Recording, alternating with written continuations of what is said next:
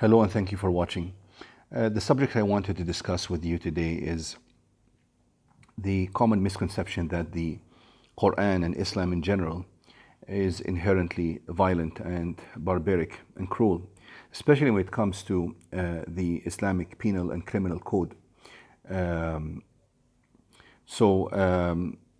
like to bring to your attention the fact that people who make these claims tend to give a blind eye towards other texts, actually their own texts, that could be much more violent and cruel when we use the same standards that they are using to label the Quran as violent and cruel. Most of the people who tend to propagate this idea that the Quran and Islam is violent and cruel when it comes to the penal and criminal code, and also when it comes to violent passages in the Quran relating to wars, they tend to only bring up the issue of the Quran as being violent and cruel or harsh, but they never actually bring up the fact that their own books, especially the Old Testament, the Bible in general, because the Bible consists of the Old Testament and New Testament, but especially the Old Testament contains much more violent, harsh, and cruel passages, whether we are discussing the criminal code or we are discussing passages that relate to war and genocide. And there is a professor of history at Baylor University in the United States by name of Philip Jenkins. He published a book by The Dark Passages. I would recommend people who are more interested in this subject to refer to that book. He also wrote a book by the title of The Jesus Wars, where he clarified and showed that 4 patriarchs, 3 queens, and 2 emperors were the people who decided what Christians should believe for the next 1500 years. But what relates more to our topic is the book that is titled The Dark Passages. In this video, I will refer to some of the criminal code in the Bible. And in a previous video that I made, I tried to answer the question whether or not the Islamic criminal code or penal code is harsh or cruel. You will find this video on my channel, Learn Islam. This is the title of the channel, Learn Islam. The other channel I have is Islam Explained. You will find this video on these channels. Is the criminal code in Islam harsh or violent or cruel? As I showed in that video, the criminal code or the penal code or the penalties in Islam are used mostly as a deterrent. It is very difficult to have those penalties actually applied in reality, because Islam puts such stringent and strict conditions that are almost impossible to be completely met, especially when it comes to the penalty relating to adultery for a married man. This crime or this offense can only be proven if 4 witnesses actually see the actual act. And this would not really happen except if the person is doing this act in public. But if somebody is cheating on his wife or she's cheating on her husband privately, without the presence of 4 witnesses to come and testify to this, then this penalty never applies. And this penalty only applies to somebody who is married or has been married, and not to someone who is single. How many times is stoning mentioned in the Bible? To your surprise, you will find at least 13 and possibly 15 different offenses and violations where the punishment is stoning in the Bible, while you will not find a single verse in the Quran that talks about stoning for any kind of offense. And some of these offenses, which the Bible hands down this severe and extreme punishment, seem to be quite minor and sometimes quite trivial, and some of them are quite silly actually. I mean no offense to anybody, and a Muslim respects all prophets and respects all the previous books handed down by God to humanity. But we as Muslims believe that Moses was given the book, the Torah, which people like to call the Old Testament, or the Torah is only part of the Old Testament, of course. And that Jesus was given the Injil, or what people like to call the Bible, the New Testament. But we as Muslims also believe that there has been lots of alteration and manipulation made by men, and doctrines that were inserted and some that were extracted from the Bible, again by men. So I do not believe that God would have handed down such harsh and severe punishments on all these crimes, especially the ones that seem to be quite trivial. I will quote to you some of those texts, and I will refer you to some of those texts where you can find them in the Bible for the sake of time. Imagine somebody being stoned for touching Mount Sinai. Almost unbelievable. If somebody just touches Mount Sinai, the penalty in the Old Testament is for that person to be put to death. This is in Exodus chapter 19, verse 13, where it reads, "Whosoever touches the mount shall be surely put to death."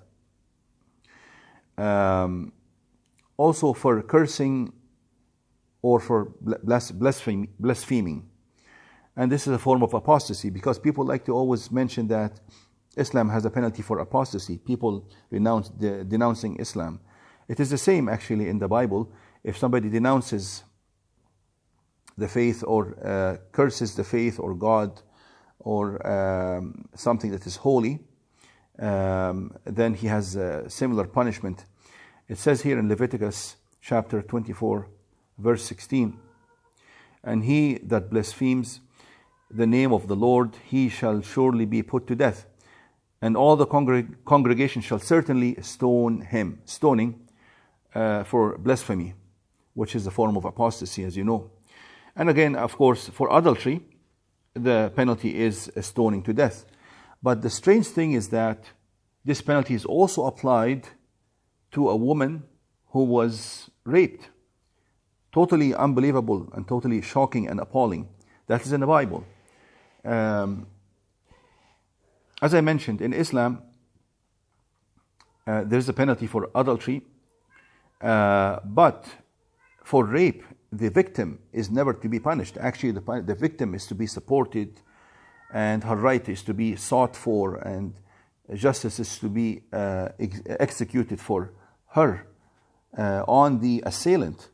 But the Bible actually calls for the victim of rape to be stoned to death. And what is her crime? They say here that she failed to scream loud enough. If she failed to scream loud enough, and how can you gauge if she failed to scream loud enough? And if somebody heard her or not heard her? Totally shocking and totally appalling. This is actually in Deuteronomy chapter 22, verses 23 and 24. Basically, it says here that for this woman who was a victim of this crime, it says here, "You shall stone them with stones that they die. The damsel, because she cried not being in the city," that she did not cry enough, that she did not yell and scream loud enough. There is even stoning for animals in the Bible.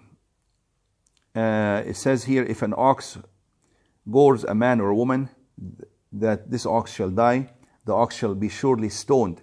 This is in Exodus chapter 21, verse 28. Actually, putting somebody to death by default in the Bible is by stoning, unless it is clarified otherwise, as you can see in these verses. One of the most shocking and appalling ones as well, if a woman is married as a virgin, but the husband finds that she was not a virgin. If he finds out that she was not a virgin, then her punishment in the Bible is stoning. Again, very shocking and very appalling. And I mean no offense to anybody, but I'm just trying to clarify the facts, because people have been using double standards when they want to judge Islam and the Quran, and they never actually talk about the more shocking and more appalling and more violent and cruel passages in their own book. It says in Deuteronomy chapter 22, verses 13 to 21, you can go back and refer to these verses. Basically, they talk about this woman who was discovered not to be a virgin. I'll just read the final sentence. It says here that they shall bring out the damsel to the door of her father's house, and the men of her city shall stone her, meaning that they shall stone her in front of her father and family. How cruel could this be? And how shocking is that? It says that the men of the city shall stone her with stones that she die.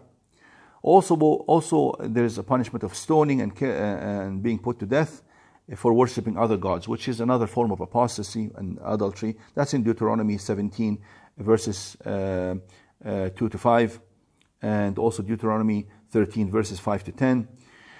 Now this is a very strange one. I could hardly believe what I was reading. There is even stoning for children in the Bible. That is in Deuteronomy 21, verses 18 to 21. Deuteronomy 21, verses 18 to 21. For disobedient children, rebellious children. Imagine this. It says, if somebody comes and says to the congregation or to the judge that their son is stubborn and rebellious, he will not obey our voice, he is a glutton, he is a drunkard, and then all the men of the city shall stone him with stones that he die. Stoning for children in the Bible. I talked about stoning for animals, stoning for a woman just because she was not a virgin when she got married. It was discovered that she was not a virgin. A raped woman also gets stoned based on the law of the Bible because she failed to scream loud enough. And stoning for breaking the Sabbath. Somebody worked on the day where they were not supposed to work. It's not even a crime, or it's a violation, but for somebody to be stoned just for that, quite unbelievable. This is in Numbers chapter 15, verses 32 to 56. You can go back and refer to that. This person who actually, all he did was gather some sticks upon the Sabbath day. The Lord said unto Moses, the man shall surely be put to death, and all the congregation shall stone him with stones. And all the congregation brought him outside of the camp and stoned him with stones, and he died, as the Lord commanded Moses. Also for blaspheming not only God, but even insulting the king or cursing the king. The punishment in Kings chapter 21, verse 10 is again stoning.